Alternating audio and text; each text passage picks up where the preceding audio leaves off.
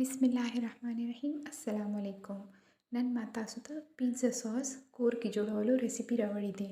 دلته کې ټولو کې پهلا ما درو کشوغو غوړو کې 2 دانې اوږه داسې سره کړه. بیا مې ورکې 4 نه 5 کشوغې ټومیټو پیسټ واچولو. تاسو کره که ټومیټو پیسټ نه وي موجود تاسو ورکې 2 ټماټرو ولې ګرایندر کې ګرایند شوی جوس هم اچول شي.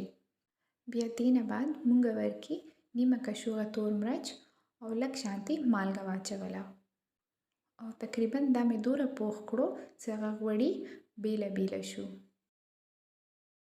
بیا بالکل اخره کې مو به ورکې نیمه کشوغه اورېګانو واچو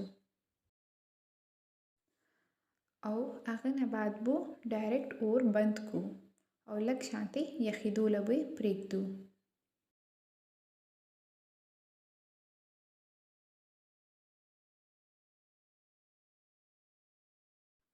دلته کې زه تاسو ته سټور کولو طریقه ښیم.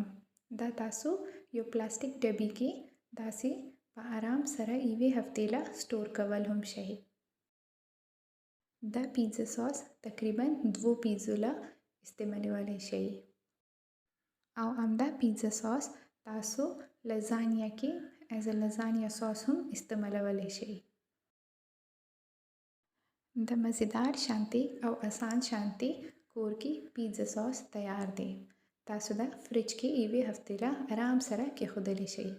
ډېره مهرباني.